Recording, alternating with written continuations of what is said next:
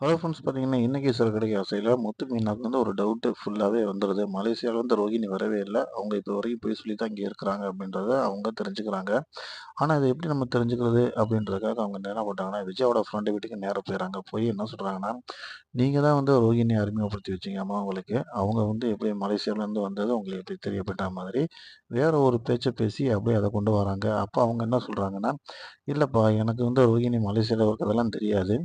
விஜயா இங்க வந்து என் வீட்டுக்கு வரும்போது, இங்க மசாஜ் பண்ண வந்து ரோகிணி வரும். அத வச்சு தான் அவங்களுக்கு 2 பேத்துக்கும் பழக்கமாச்சு. அப்ப வந்து அவங்க மலேசியாவுல அவங்க அப்பா இருக்கிறதா அவங்க சொன்னாங்க.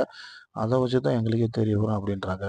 அப்போ அவங்க என்ன பண்ணிடுறாங்கன்னா, மொத்தத்தில வந்து மலேசியாவுல இருக்கிறது தெரியாமயே இவங்க இத பத்தி பேசிக்கிட்டு இருக்காங்கன்னு தெரிஞ்சுக்கிட்டு, நேரா வந்து ரோஹினியோட ஃப்ரெண்டுட்டயே போயிடுறாங்க திவ்யாட்ட. திவ்யாட்ட போய் மீனா மட்டும் போய் பேசுறாங்க. அப்ப மீனாட்ட பேசும்போது திவ்யா முன்னுக்கு முரணா சில விஷயங்கள சொல்றாங்க. இதுக்கு முன்னாடி பேசும்போது ஒரு வார்த்தைகளும், இப்ப பேசும்போது சில வார்த்தைகளும் பேசுறத புரிஞ்சுக்கிட்டு நம்ம மீனா நேரா வந்து முத்துட்ட சொல்லிர்றாங்க.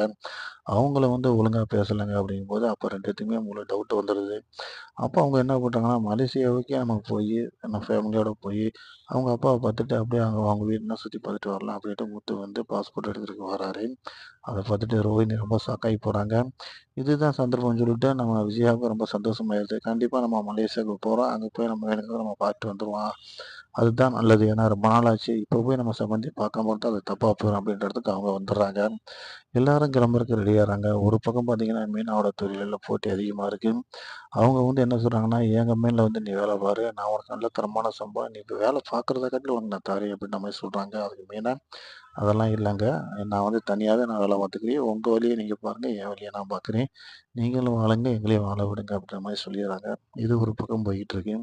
இதுக்கு நடுவுல வந்து நம்ம திவ்யா ஃபோன் போட்டு நேரா ரோஹிணிட்ட சொல்லிர்றாங்க. "உன் மேல சந்தேகம் வந்து மீனா என்ட்ட வந்து உன்னைய பத்தி நெறைய கேள்வி கேட்டுருக்கு." அப்படிங்கும்போது ரோஹிணிக்கு ரொம்பவே ஷாக் ஆயிருது. மெல்லவும் முடியாம, முழுங்கவும் முடியாம மாட்டிட்டு முழிக்கிறாங்க. அடுத்து என்ன நடக்குது அப்படிங்கிறத பார்க்கலாம். தொடர்ந்து பாருங்க. நம்ம சேனல லைக் பண்ணுங்க.